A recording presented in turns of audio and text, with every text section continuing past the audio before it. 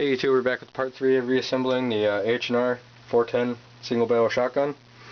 In the previous video we started by putting in the sear housing and the sear and the spring, the trigger guard. We put that in along with the springs, and we just started the trigger itself, the trigger pin, and here we have the trigger. It's still matched up. What we're going to do is we're going to take one of those skewers we talked about earlier. And this won't be in frame anymore because well, it's going to be in frame, but you're not going to see it very well. Oops. It's not going to be in frame because it's too small to see. But you take one of your skewers, pick up the sear, and then you drop this inside. This right here is going to be one of the pain tasks in this. What's happening is you got to keep those two holes I was talking about lined up, and you got to make sure that that pin can get through. And the only terrible part about this is those holes never line up quite well, and since there's already a trigger spring in there, you kind of got to fight with it quite a bit.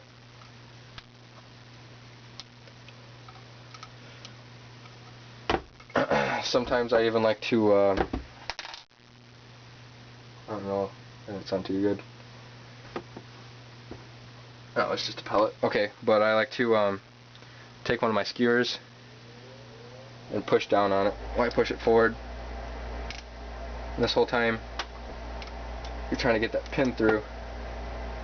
And then once you get it started and you can feel it go just a little bit more, take your plastic mallet and start it. And then once you get to this point, you want to make sure that your trigger doesn't feel gritty, because if it feels gritty, like extremely gritty, like it's skipping, you probably bent your spring. And if you bent your spring, it's not necessarily a bad thing unless you do it twice, because if you bend it, it's just going to be bent on one side.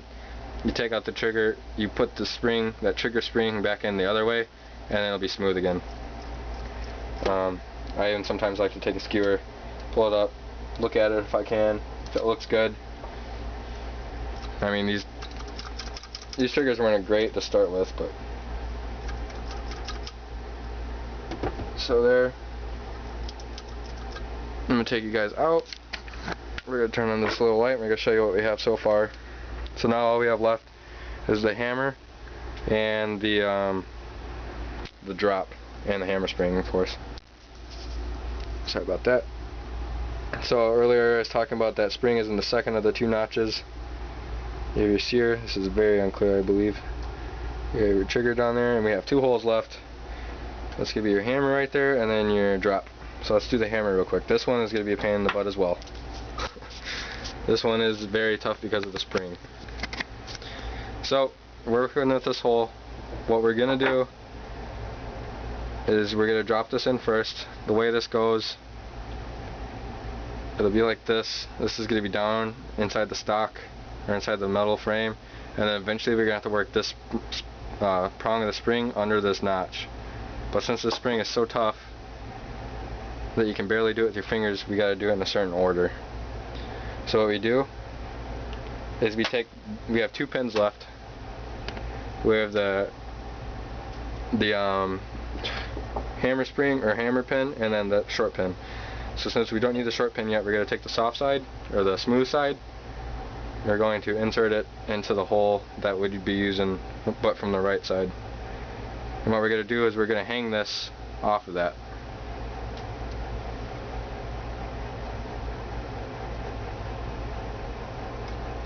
I'll show you this once I get it in there.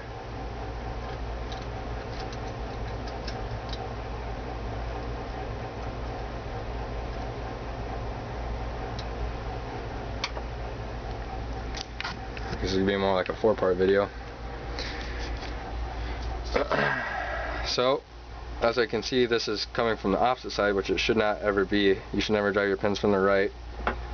And inside, depending on how clear this is, you can see that that spring is with the short end facing up, the long end is going back under to where you can't see, and it's just hanging off that pin, and that pin's not really protruding too much, so we can still stick the hammer down there. So now we're going to take the hammer. We're going to pull up that sear that you just saw on frame. And we're just going to put it in there loosely for now. Oops, super passed out. And now comes the extremely hard part. I don't really know how we show you this. I think for now we're going to have to make this a 4-part video. In part 4 we're going to show you how to get the spring onto the hammer, and then the easy part of putting in the drop.